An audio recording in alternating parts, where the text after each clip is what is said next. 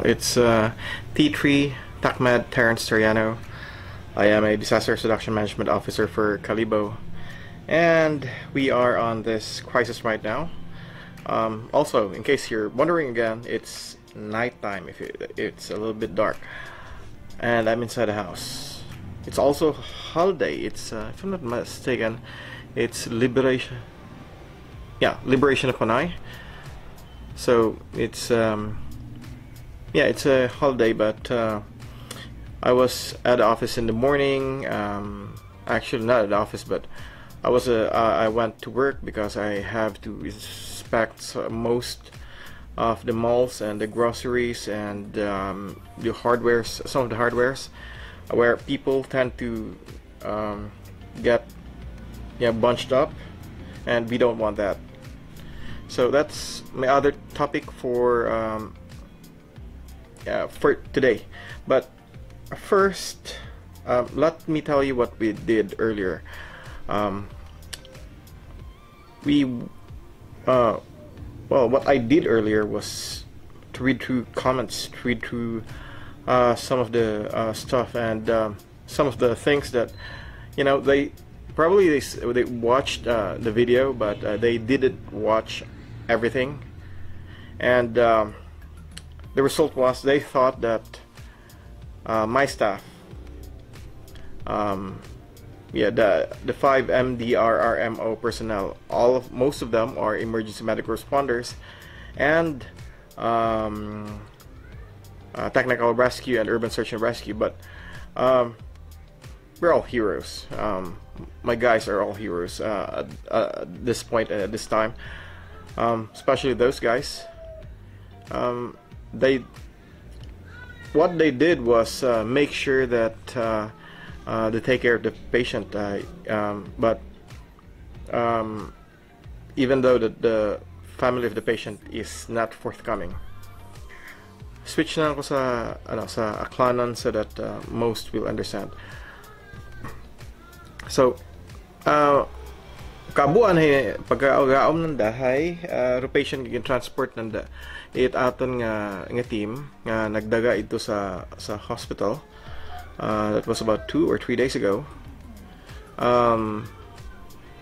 Again, huwa siguro nanda pagtanawat may video nga gin-produce na kon about a day ago, and the problem was because they didn't really watch the whole video, or maybe they did not understand most of it. Tabo hay they presumed nga ro patient nga gindaga it aton nga team hay positive. It's not. They're not even tested yet, their test hasn't arrived yet, because as far as I know, hay persons under monitoring sanda. We don't have any positive cases here in Kalibo as of this is 1811 hours. That's 6:11, and that's March 18, 2020. So wa kita it positive patients iya sa Kalibo. We're not actually blaming the patient or the family. Maybe they got afraid, or siguro hay sa tanaw nanda hay nga siguro judgment nga much better nga hindi mag-inform. But again, we should be forthcoming. Presumption dayon sa pagbasa sa akon nga post siguro sa akon nga video hay the same man actually kay partner Jonathan Cabrera. Partner, nagsaga ako sa pagbasa it mayad the same thing natabo siguro sa pagbasa man nanda sa akon nga post the same thing sa pagbasa ko man sa ginpadaga ka akon nga article, which is coming from your station. So this time na-presume nga ro patient ng gindaga hay positive. Again, it's negative, or what result at this time. So doon yung patient ay person under monitoring, and not just the patient ay siguro ana nga family, dahil kay bahansan nga nagpanaw sa Manila bumalik. So all of them are PUMs. Paano ma-distinguish as PUMs? Anybody who went to not just sa hospital sa reunion nga particular case nga hospital, but everyone who got back from Manila before before the community quarantine or the enhanced community quarantine are considered as persons under monitoring. Ag may habatian ako, siguro matigat ugo or siguro raya nga person he thought nga he's being smart or funny. Watch out, because may una nga penalty under sa quarantine. He thought nga gin-release nga ni mana kamit Manila. Meaning manakar ni uwaon kami itkuan, wa man ka mana naging pagwa nga ni mana kamit Manila. Meaning kan mana uwa kami. Bukon kami it makonsider nga carrier. But again, hambagan naton, once nga halin ka sa Manila, pag-abot mo submit yourself para sa checking. Itaton nga mga Barangay Health and Emergency Response Team or BHERT. They are also being monitored. The BHERT nga monitor man aton nga municipal office. Of course, for information gina-gather naton iya sa atong office sa Tactical Emergency Operations Center, and then ginapadagan naton sa PDRMO, DILG, of course, Office of Civil Defense or Regional Disaster Reduction Management Council. Just to put it in a perspective nga, hindi kita ruyon nga ron nga 5 naton nga heroes nga makaron naka-quarantine they're still considered persons under monitoring.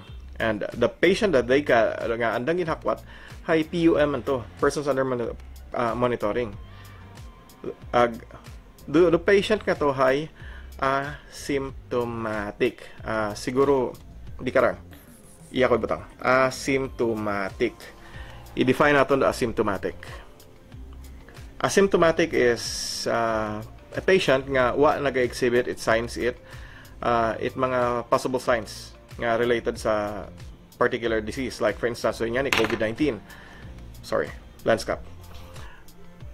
COVID-19, for example, flu, fever, or coughing, or sore throat, or something like that. Wa imat signs ag symptoms. So asymptomatic ima wa git ay mao it. In other words, may possibility nga wa imat sakit. May possibility nga wa ra kani imaw it COVID-19, or may possibility nga ginaisip naton kung nagkasakit mo na, may possibility nga sakit na bukod at COVID-19. Kundi ra nga sakit may possibility nga nga common cold imaw. Again, let's make sure nga aton nga pag deal sa situation ay tama. So asymptomatic is a patient nga uwa gid it nga makita nga signs and symptoms. Kumbaga normal gid imaw. Other than nga for that particular patient cancer patient imaw. Now, what is symptomatic. So symptomatic is a patient nga nag-exhibit it signs and symptoms. Ro signs kung ano ro atong makita. Ro symptoms kung ano ro ma-diagnose it atong doctors. Kung ano ro nga complaints na chief complaints na. Kung ano ro nga makikita. By the way, EMTs, emergency medical technicians, mahalin sa basic up to advanced, uwa kami nag-diagnose except paramedics. I am an EMT. I'm not a paramedic. So, do you know the difference between between a symptomatic and symptomatic? So, let's be clear kung ano ro butang bagan karon. Patients nga symptomatic, may signs, may makita nga mga kwan, may sakit kung imaw ron, do you know symptomatic? Asymptomatic, white sakit. Basically, white makita ang sakit. Now, posa na kita. Let me show you the situation sa aton nga mga malls when we did our rounds kaina. We were checking for the social distancing because it's one way of preventing the spread of the virus. So we went to the malls and siguro let me show you lang ro mga malls nga nga gin adtuna naton bukutanan kara iya sa video, but we did take some of them are interesting, and you will see why. So please watch this.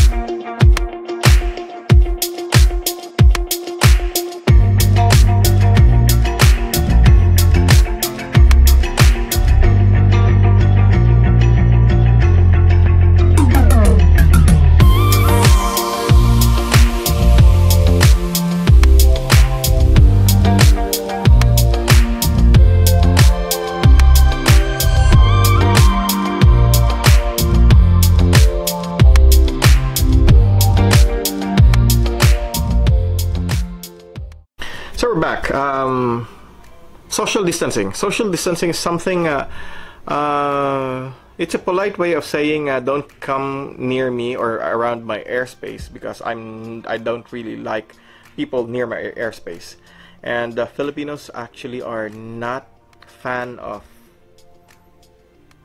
ano the term siguro? Most sa Filipinos ay may pagka-touchy, may pagka-kwan. Sa US kung magkablit-kablit ka sa bayi, may possibility nga kihawon ka na sexual harassment. Iya katon, mahilig kita tabing-tabing mag-touch. Kung foreigner mo, especially westernized ti maron, gapitan mo imawagkuan, hey, get away from me. Makaron ana nga kon karon. Ana nga hambagon kimo. Meaning hey, nagapit ka na nga, the term is too close for comfort.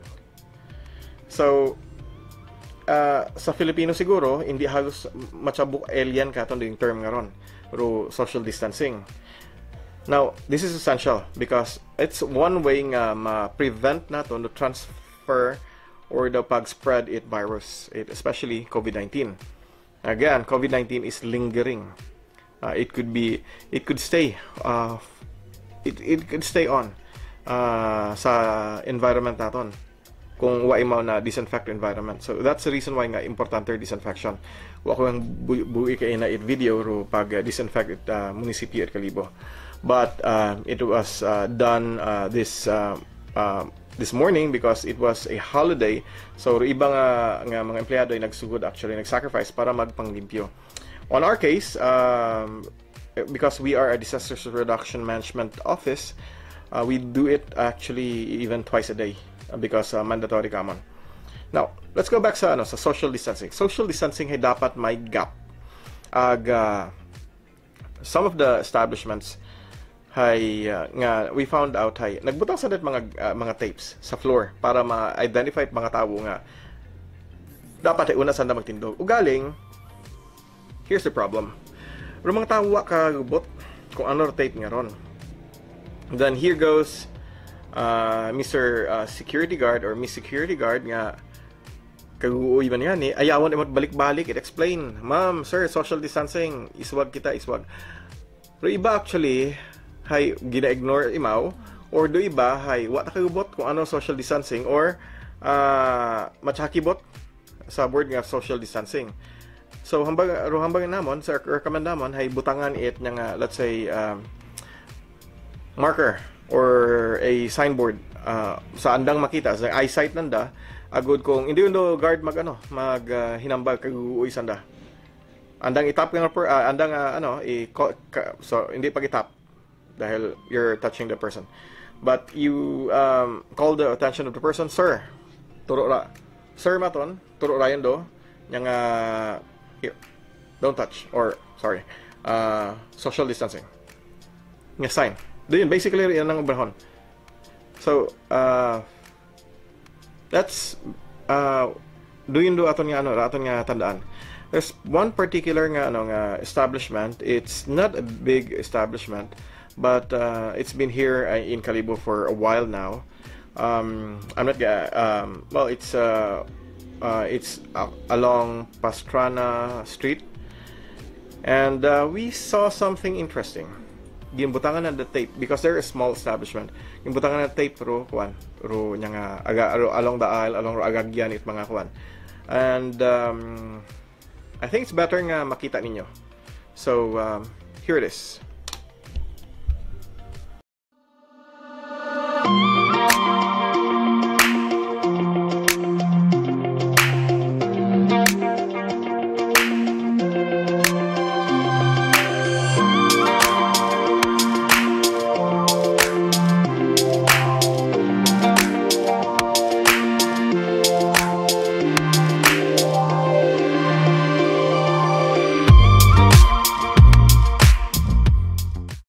That's basically it for this video, and if you like the video, please click like,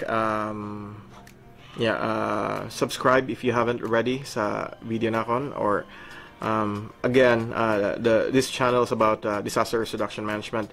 It's not just about COVID-19, it's about disaster reduction management. I also do videos about everyday carry, tactical gear. So just stay tuned.